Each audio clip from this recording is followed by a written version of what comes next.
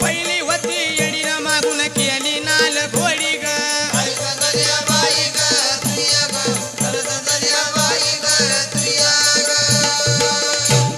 मला घोडी म्हणते का?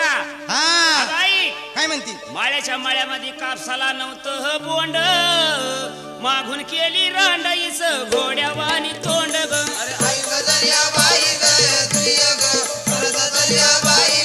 मागून केली रांडाईच घोड्यावानी तोंड ग.